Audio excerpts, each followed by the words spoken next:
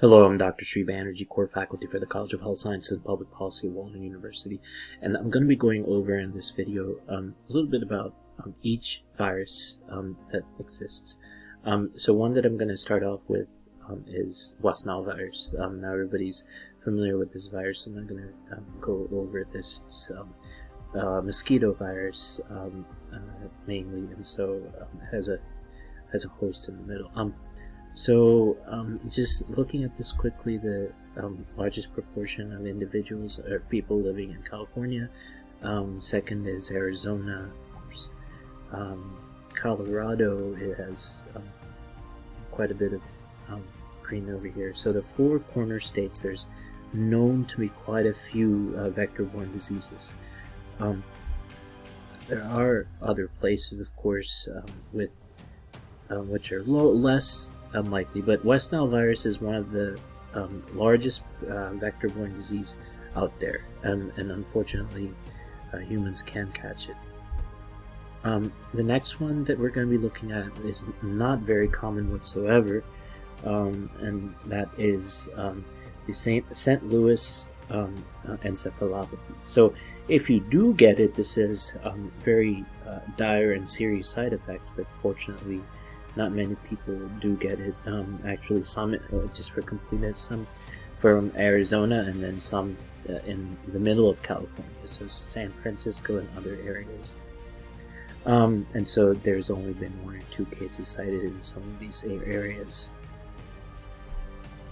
So EEE stands for the next one, stands for Eastern Equine Encephalopathy. And typically, I would say that this is not very common whatsoever.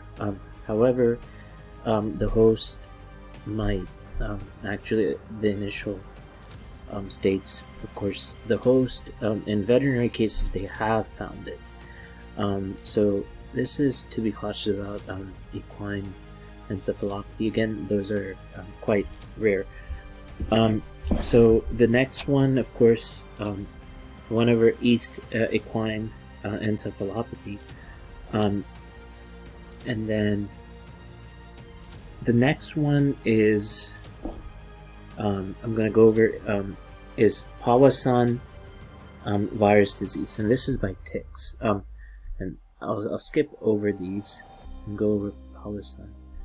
And so there's one or two cases up here, even in the Northeast, and this is just looking at human diseases. So you gotta be on the lookout for Powassan, and then dengue. There's 2 types: local, and so there's Florida and Arizona. In the southern portions, there's actually human versions of this, and sometimes it's either human or sometimes it's imported. So local dengue, not so much, but something that is imported, that's way more. So let's take a look. Yeah, see, imported means there's a lot more that you'll see. Way more states with 1 to 10 cases. Again, these vector-borne diseases, you have to be on the lookout. Chikungunya is next. And chikungunya is local or imported. There might be 1 case here that's hiding, but for the most part, local is not there. But let's look at imported. And then the case changes. There's a couple cases in PA, a couple in Ohio, Illinois, Kentucky, Tennessee, North Carolina. All these states have all 1 or 2 cases. Arizona, California, Washington.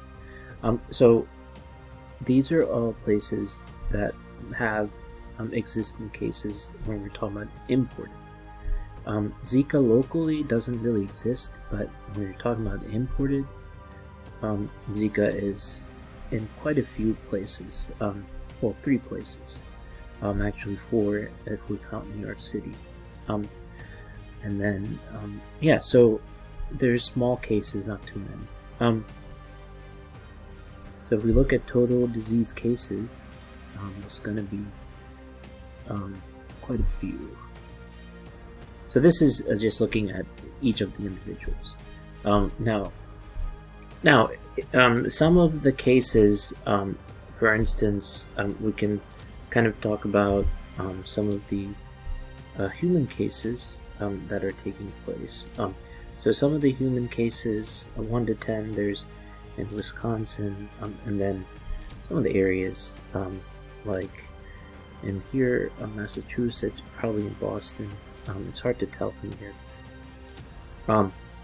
There's a few cases, and then if we turn to La Crosse, the La Crosse virus, then you'll see that there's a couple of cases here in Ohio, and then Minnesota over here. So there's quite a few cases here, at kind of low rate, and then of course Powassan virus already went over. So the two are John Cunningham virus, and then it's actually virus 2. It's also known as the human polyomavirus. And then LAC is La Crosse virus. So this is all of the viruses. I think all of them, basically there's at least 1 or 2 cases. So yeah, all of these have 1 or 2 cases. So just take a look at these, and I think they're very informative. They're all located in the Arbonet, so take some time to go through. Actually, what is interesting is that the virus name is over here, which is something I didn't take into consideration. But La Crosse virus, you don't even have to know the abbreviations. Eastern equine encephalitis. The Jamestown Canyon virus is another. JC actually can stand for John Cunningham, or JC is polyomavirus. And then LAC is La Crosse virus, and then POW is Powassan virus. Again, important if it's encephalopathy that it's causing, extremely important if it's causing heads, babies' heads having encephalopathy, then that's definitely a crisis that requires immediate attention.